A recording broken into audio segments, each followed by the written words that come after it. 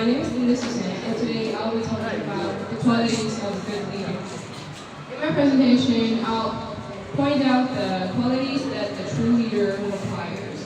So, when we think about leadership, the fancy job titles such as CEOs and managers appear in our heads, but however, today I'm not going to be talking about those titles. I'm going to be talking about the true leadership, which actually appears in everywhere that we can experience. It can be even in a classroom, group project, and even in the friend group. And it can be, he or she can be even our teammates.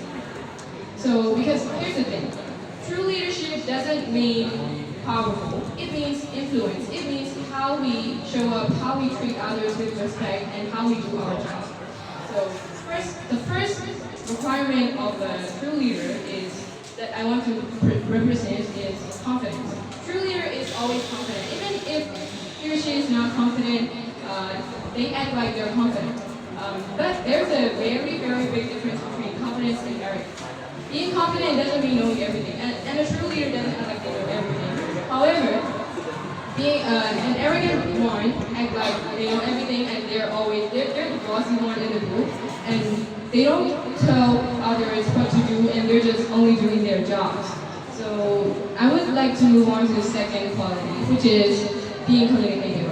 True leaders are always the outstanding communicators, and being communicative doesn't mean talking well. It means listening deeply, understanding carefully, and connecting authentically.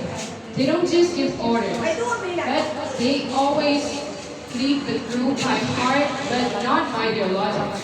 So, a true leader needs to also be showing empathy, because if a true leader isn't empathetic, he or she cannot actually lead the group, because in this situation, a crew member may be having or struggling to perform their roles that they're given.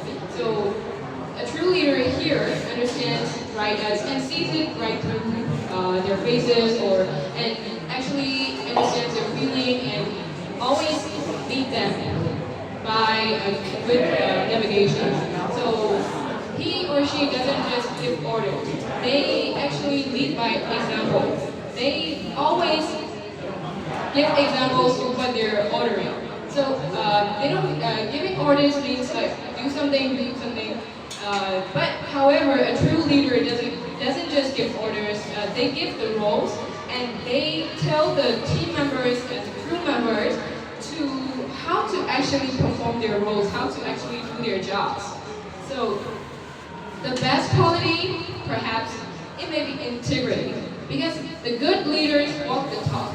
They show up, do the work, and treat others with respect, even though nobody's watching.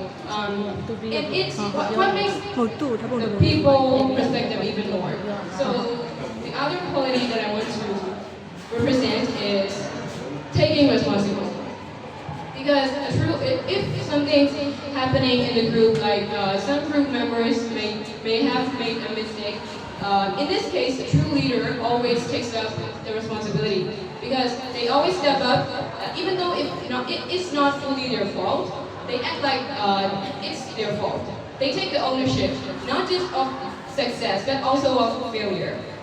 However, it may be very uncomfortable, but they always step up. And that's what makes them a true leader, what makes them understanding, what makes them motivational, and also what makes them trustful and trustworthy. So the best part is that it's not just leadership traits, it's about human traits. Everyone can adapt into them and be true leaders. So to sum it all up, I want to ask you all to take your responsibility, be confident, and be communicative, and become true leaders. And so that you can lead people and you can be the boss. Thank you for listening.